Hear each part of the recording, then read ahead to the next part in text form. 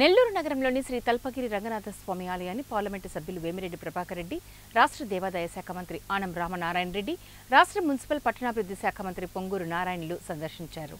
ముందుగా ఆలయ అర్చకులు ఈవో శ్రీనివాసులరెడ్డి, ఎంపీ మంత్రులకు మంగళ వాయిద్యాలతో పూర్ణ కుంభంతో ఘన స్వాగతం పలికారు. ఈ సందర్భంగా వారు శ్రీ తల్పగిరి రంగనాథ స్వామి వారిని దర్శించుకుని ప్రత్యేక పూజలు చేశారు. ఆలయంలోని అలంకార మండపంలో ఎంపీ మంత్రులకు వేద ఆశీర్వచనాలు అర్చక స్వాములు అందజేశారు.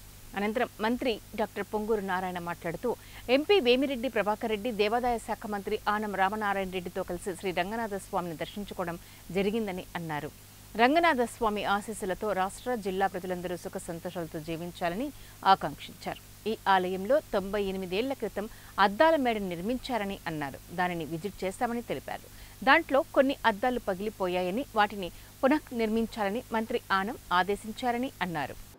నెల్లూరు నగరంలో వెలసి ఉన్నటువంటి శ్రీ తల్పగిరి రంగనాథ స్వామి ఆలయం స్వామివారి అమ్మవారి దర్శనం చేసుకోవడానికి ఈరోజు పెద్దలు రాష్ట్ర మంత్రివర్యులు అయిన శ్రీ పొంగూరు నారాయణ గారితో కలిసి, అలాగే మరి పార్లమెంటు సభ్యులు గౌరవనీయులు శ్రీ వేమిరెడ్డి ప్రభాకర్ రెడ్డి గారితో కలిసి ఈరోజు ఆలయాన్ని సందర్శించడం జరుగుతుంది.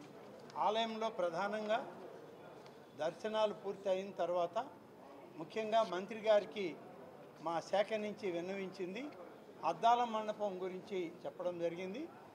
3 సంవత్సరాల్లో 100 సంవత్సరాలు పూర్తయ్యే దశకి వస్తుంది కాబట్టి దాన్ని పునర్నిర్మాణం పూర్తి స్థాయిలో ఆ యొక్క పూర్వపు వైభవాన్ని అద్దాల మండపానికి తీసుకురావాలనేటువంటిది ఇవాళ సంకల్పం చెప్పడం జరిగింది. అదే పెద్దలు మంత్రి గారు నారాయణ గారు ఆదేశాలు కూడా ఇచ్చారు. దీని తర్వాత ఈ ఆలయానికి సంబంధించి పడమటి ద్వారం ఉంది, మహద్వారం. ఆ యొక్క ద్వారము అలాగే అక్కడ ఘాట్ ఉంది. ఆ ఘాట్ కూడా కొత్త గతంలోనే పనులు చేయడం జరిగింది, కానీ మధ్యలో ఆగిపోయినాయి. కాబట్టి ఒకసారి మంత్రి గారు స్వయంగా అలాగే మన పార్లమెంట్ సభ్యులు ప్రభాకర్ రెడ్డి గారు అందరం కలిసి దాన్ని చూశాక ఒక నిర్ణయం తీసుకొని దేవాదాయ శాఖకు మున్సిపల్ మంత్రిగా శ్రీ పొంగూరు